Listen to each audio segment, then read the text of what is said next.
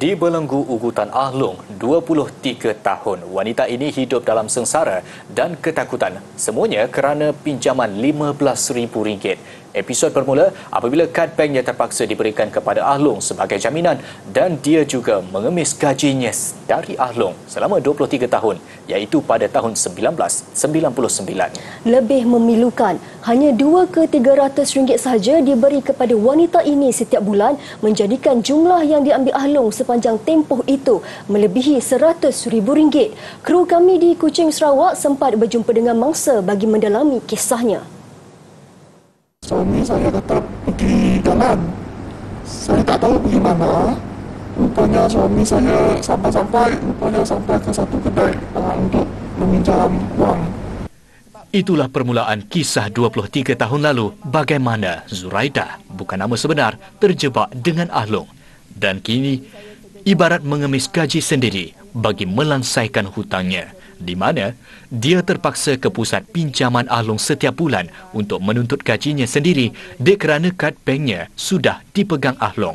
Dan sangat sedih sekali. Gaji saya dah kecil, dah dipotong dengan Ahlong. Saya pernah juga saya tak ada gaji. Saya tak dapat gaji. Asalnya ada beberapa tahun saya tak ada gaji. Bonus pun tak dapat. Saya tak boleh layan macam orang lain. Dalam tempoh ini jugalah Zuraidah hidup dalam trauma dan ketakutan sehinggakan dia malu untuk berdepan dengan rakan sekerja dan pelajarnya sendiri. Tambahan dengan suaminya yang sekadar lepas tangan sahaja, walhal turut berkongsi tindakannya menukar kad bank baru namun ia seolah dapat dihidu Ahlong. Dia kemudian diburu 3 orang kuncu Ahlong yang bertatu di tempat kerjanya dan merampas kad bank baru tersebut. Sejak itu, dia tidak berani untuk cuba-cuba lari dari Ahlong dan rela diperlakukan sebegitu oleh manusia durjana ini. Yang sedihnya memang ada beberapa tahun saya juga pinjam dengan kawan. Memang sedih lah bila sedih ni, bila susah tak ada orang nak bantu kita. Dengan kawan-kawan tak bantu, adik-adik tak bantu, tak, cuma mak saja yang bantu saya. Selepas lebih 2 dekad, kisah hitam Zuraidah mula menjumpai sinarnya apabila dia dapat pertolongan dari Persatuan Pengguna Islam Malaysia PPIM melunaskan hutang dari ceti haram itu. Bagai menarik nafas lega, kini dia mula merasai nikmat gajinya sendiri. Tapi sekarang ni bila dah saya dah jumpa dengan PPIM, alhamdulillah saya dah boleh raya, saya dah boleh senang, saya tak ada hutang. Saya memang sangat-sangat tenang, saya tak ada hutang. Ketua Setiausaha Persatuan Pengguna Islam Malaysia PPIM, Muhammad Zarif Johor Nadim Johor berkata, pihaknya membantu Zuraidah melansaikan hutang Ahlong dengan jumlah akhir iaitu sebanyak RM2,066. Kita tahu sebab ini bukan satu kes yang kita uruskan, cuma ini salah satu kes saya rasa yang terpanjang.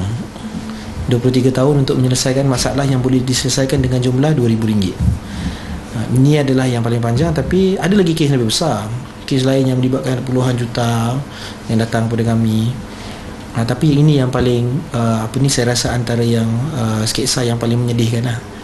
Sehingga ke hari ini, Zarif masih berhubung bersama Zuraidah mengenai situasinya dari semasa ke semasa serta memberi motivasi kepada Zuraidah untuk berfikiran ke depan meskipun sering dihantui kisah silamnya. Berdasarkan statistik yang dikongsi pihak PPIM, jumlah kes pinjaman Ahlong yang sudah berjaya diselesaikan pihak PPIM adalah sebanyak 8,592 kes, manakala jumlah aduan kes pinjaman Ahlong yang masih di dalam proses untuk diselesaikan adalah sebanyak 1,864 kes.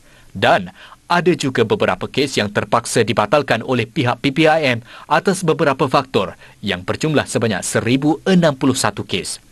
Menjadikan jumlah keseluruhan aduan kes yang diterima pihak PPIM pada tahun 2021 sehingga 2023 setakat 25 Mei bagi pinjaman Ahlong adalah sebanyak 11,517 kes. Justru melalui statistik ini sahaja, terbukti bahawa kegiatan pinjaman Ahlong ini masih berleluasa dalam kalangan masyarakat. Bila kita pergi Ahlong ini, kehidupan kita sangat-sangat tidak berkat dan kita tidak tentram. Kehidupan kita tidak tenang seperti orang lain.